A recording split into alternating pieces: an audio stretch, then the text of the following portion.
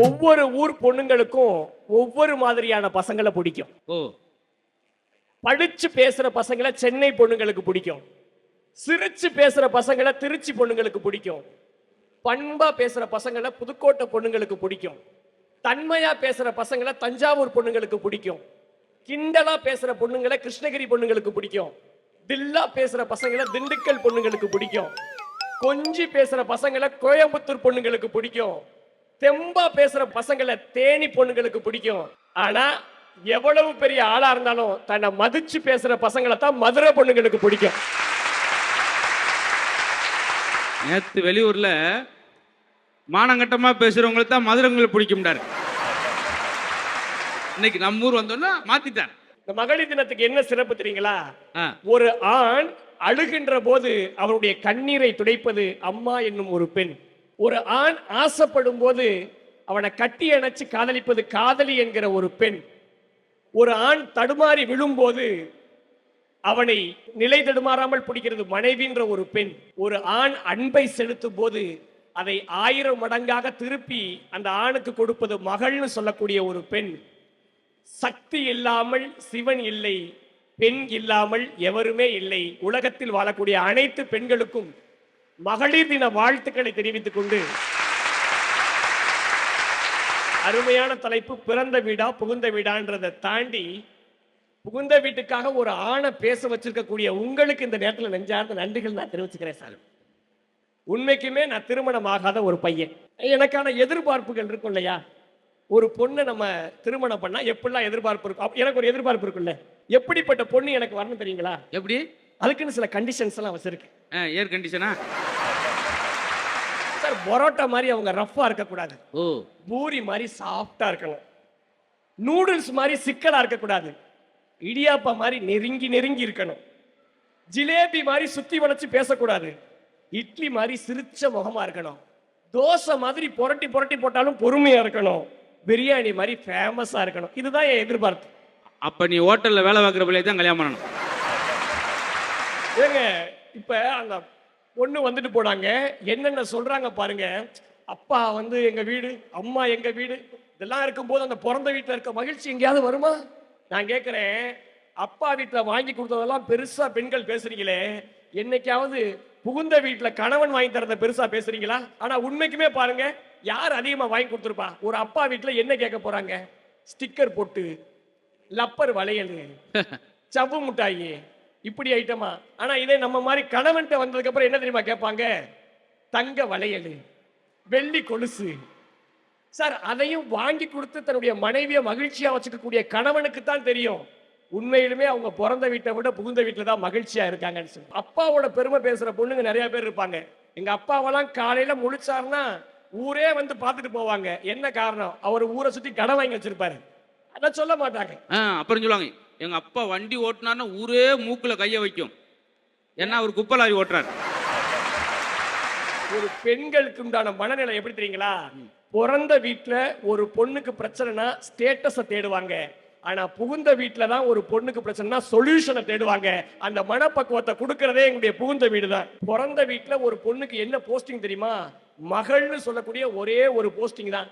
ஆனா புகுந்த வீட்டுல ஒரு பொண்ணு மருமகளா உள்ள என்ட்ராவா, மனைவியா கன்வெர்ட் ஆவா. மனைவியா கன்வெர்ட் ஆன பொண்ணு தாயா ப்ரமோஷன் ஆவா. தாயா ப்ரமோஷன் ஆன ஒரு பொண்ணு மாமியாரா இன்கிரிமெண்ட் வாங்குவா. இன்கிரிமெண்ட் வாங்கின ஒரு பொண்ணு கடைசியில் அதை பேரம்பேத்தி எடுத்து பாத்தியா வாழ்க்கையுடைய முழுமையே பிறந்த வீட்டை விட ஒரு புகுந்த வீட்டில தான் இருக்குன்னு சொன்னா அதுதானங்க ஒரு பொண்ணுக்கு மகிழ்ச்சி. ஒரு ஊருக்கு வந்து போயிட்டு வந்தோடனே சொன்னாங்க, என்னுடைய அம்மா ஊருக்கு போறதுதான் இன்பம் அப்படின்னு. நல்லா கவனிச்சுக்குங்க.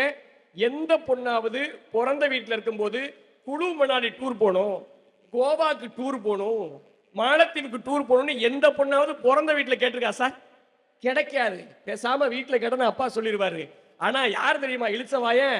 கேட்ட உடனே செஞ்சு கொடுக்கணும்னு அதுக்காகவே உழைச்சு கப்புள் கோலா கூட்டு போறான் பாருங்க. நம்ம மாதிரி புகுந்த வீட்டில் இருக்கக்கூடிய கணவன் அவன் தான் ஒவ்வொரு ஊருக்கா வந்து எல்லாரையும் கூட்டு போவான். அதனாலதான் பெண்களுடைய பிறந்த வீட்டுல அனுமதி கேட்க தான் இருக்கும். ஆனா புகுந்த வீட்டுல தான் அதிகாரம் செய்யக்கூடிய பவர் பெண்களுக்கு வருதுன்னு சொன்னா உண்மையான பெண்களுக்கான மகிழ்ச்சியும் மன நிறைவும் நம்முடைய புகுந்த வீட்டுல தான் இருக்குது. நாங்க எவ்வளவு வெளியே போனாலும் அம்மா வீட்டுக்கு போய் தான் சொல்லுவோம். ஏன் தெரியுமா சொல்றாங்க? ம். அம்மா வீட்டுல போய் நான் எங்கெங்க போனேன் தெரியுமா, என்னென்ன சாப்பிட்டேன் தெரியுமா, என்னெல்லாம் எனக்கு வாங்கி கொடுத்தாரு தெரியுமா, இப்படி லிஸ்டா போட்டு போட்டு போட்டு பிறந்த வீட்டுல கூட புகுந்த வீட்டினுடைய பெருமையை சொல்லும் போதுதான் ஒரு பொண்ணுக்கு மகிழ்ச்சியா இருக்குது சார். அது பிறந்த வீட்டுல கிடைக்காது, புகுந்த வீட்டுல தான் கிடைக்கும். பிறந்த வீட்டுல இருக்கக்கூடிய அந்த சுதந்திரம், பாசம் புகுந்த வீட்டுல இல்லைன்னு சொல்றாங்க. நல்லா கவனிச்சுங்க. ஒரு பொண்ணை திருமணம் செஞ்சு கொடுக்குறாங்க, புகுந்த வீட்டுக்கு போறாங்க. தன்னுடைய அப்பாவும் அண்ணனும் கொடுக்கக்கூடிய அன்பு மாதிரி இந்த உலகத்துல யாருமே கொடுக்கலன்னு எல்லா பெண்களும் நினைச்சுக்கிறாங்கல்ல. ஒரே ஒரு செய்தி நடைமுறை நினைச்சு பாருங்க. ஏதோ ஒரு கெட்ட நேரம் அந்த பொண்ணு வாழ போன வீட்டுல புருஷனுக்கு ஏதோ ஆயிடுது அல்லது மனம் சரியில்லாம பிரிஞ்சு வந்துடுறாங்க. புகுந்த வீட்டுக்கு போன ஒரு பெண்ணு அதே அப்பா, அதே அம்மா, அதே அண்ணன் இருக்கக்கூடிய வீட்டுக்கு திரும்பி வந்தா அந்த பொண்ணுக்கு முதல்ல இருந்த மரியாதையும் அன்பு பிறந்த வீட்டுல இருக்குமான்ற ஒரு கேள்வியை நீங்க வச்சுக்கணுங்க.